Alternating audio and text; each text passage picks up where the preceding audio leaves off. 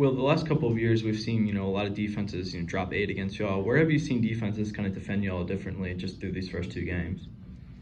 I mean, obviously it starts with the front. We're going to run more 4 down front. And then you got to play off, the safety that's trying to get an extra hat in the box. So, essentially with the tight end of the game, you got 6 for 6, 4 down, 2 in the box.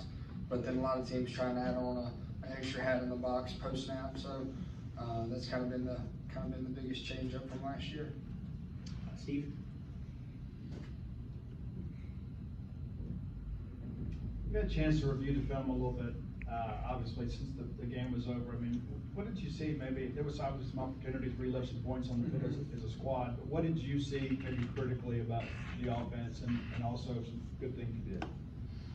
I think the best thing we did is we kind of just stayed together the whole time. Obviously there were some things that we wish we would have done differently, schematically and then, individually. But I think we stuck together well throughout the whole night. We kept playing, we kept fighting, no matter the situation. So that's really a credit to our team and the culture that we have. Like I said, there's probably some things that we wish we would have finished on a little better. Whether it be one play specifically or just a whole drive. There were definitely some drives where you had 3 and outs after a turnover, but that's never good. But I think the biggest thing for us offensively is just finish drive, finish plays, and ultimately finish in the end zone. Robbie, Brian, and Justin.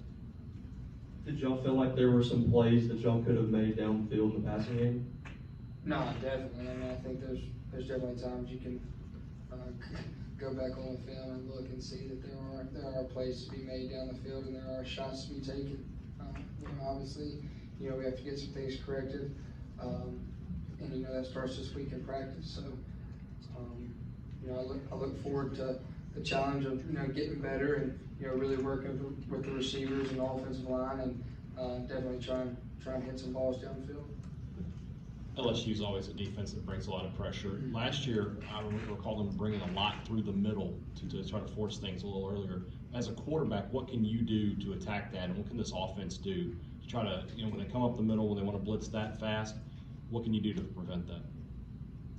Yeah, I mean, I don't know if it's necessarily just always up the middle. LSU is a great team. They have a great scheme, and they have a kind of a knack and a DNA for really getting after the quarterback and showing a bunch of different crazy looks, and then really getting after the quarterback and really trying to confuse you. I think it's a credit to Coach Kelly and how they operate over there. And I tell people all the time, I think the biggest thing that's really impressive when you talk about LSU is how hard they played last year against us. And we kind of expect the same thing this year. They're 1-1. They were 1-1 last year coming into this game. And I think the biggest thing I tell people all the time, that's the hardest a team has ever played against me while I've been here is last year against LSU. So it's a credit to them. They play extremely hard. And like you said, defensively they do a great job schematically of really showing you a bunch of different looks pre-snap, and then whether it be that pressure up the middle or bringing Harold Perkins off the edge or something like that, they do a really good job. Justin. Excuse me, sorry. At the risk of sounding like a bit of a broken record here, over the final 20-25 minutes of that game, you guys scored only 3 points. When you look at that film and just in terms of the inefficiencies at the end of a football game, what I guess were your takeaways from that? And Last year? Or no? Or Saturday? Yeah. What was my takeaways? Just the inefficiencies at the end of the game and how to maybe finish better towards the final quarter and a half of the football game. Yeah, I mean, it's just finishing.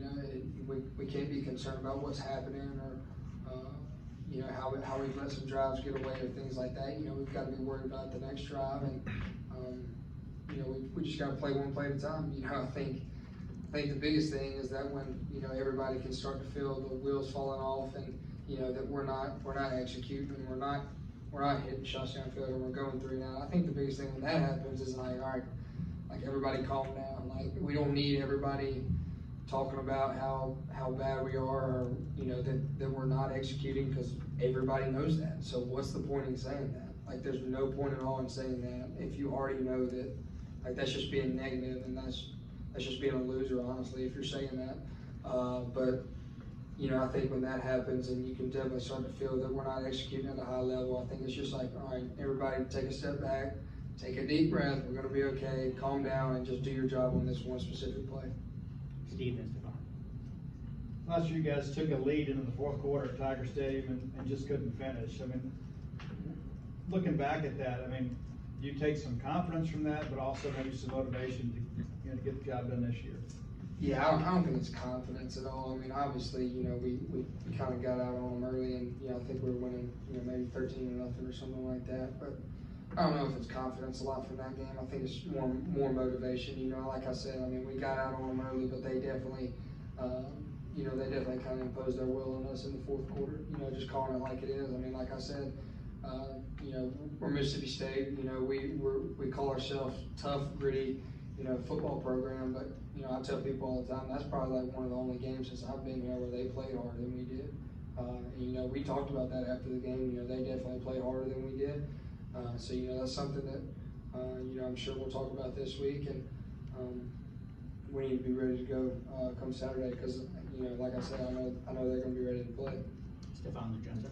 You played against Jaden Delora last week, Jaden Daniels this week, and Spencer Eller. I mean, you guys were facing some good quarterbacks. What's your relationship like with some of those guys, and does it motivate you more knowing how good your counterpart may be, especially this Saturday?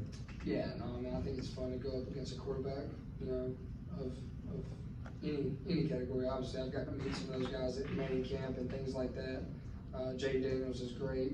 Garrett Nussmeier is great. They have a great room, and those guys can really play. They can really throw the ball, and they're obviously really dynamic when they get out of the pocket as well. So, it's a great challenge, and like I said, it's pretty fun to go up against great quarterbacks. You don't want to beat a team with an average quarterback. You want to beat the best. So, Jaden's a great quarterback, and I know he'll be ready to play Saturday. Justin. Zach was asked about Malik Ellis and just what he's had to do for this offense, in a role he's not really accustomed to. Just from your perspective, him coming in, helping the run game these first two games, and again in a spot that he's had to learn maybe on the fly a bit. No, he's done a great job, and obviously he's a true freshman too, so that's what people don't talk about a lot as well. A true freshman coming in, and he's been asked to, play a role that he really hasn't ever played before, and he's done that, head on. He hasn't asked why or anything like that. The coaches have asked him to do something. He's done it to the best of his ability. So that's a huge credit to Malik. It shows a lot of maturity, especially from a true freshman. John. What's up, Will? Zach said after the game Saturday that the players overcame his coaching, and just a little bit ago in here he was talking about things that he could have done better. And the first thing he mentioned was that in the meeting room later today he's going to talk with you guys and take full kind of accountability for some of the things that he thinks that he got wrong on Saturday. As a player, what does that kind of mean to you when a coach takes accountability like that after a game, and how does that kind of help you all get stronger, do you think, as a unit? No, I mean, I think it's really, really neat to see that. You see a lot of coaches that want to point the finger just because they got the best house or the best seat in the house, with being head coach or whatever. So I think it's really cool that Coach Arnett does that and kind of accepts that, this is his team. I've said it before, Coach Arnett's a player's coach, but, when he really comes out in the public and says things like that and says it to the team, after the game, I think you can really see that he's a player's coach, and, he's always there for us. So I think that was really cool for him to say. A lot of ups and downs, that game against Arizona, and you guys come out with the win. Just how much, as someone who's been in those shoes before, does it help a young player to have experienced a game like that, and to see that, even through some of those lows, that you can still come out with the win? Yeah, no, I think that's going to help us later in the season.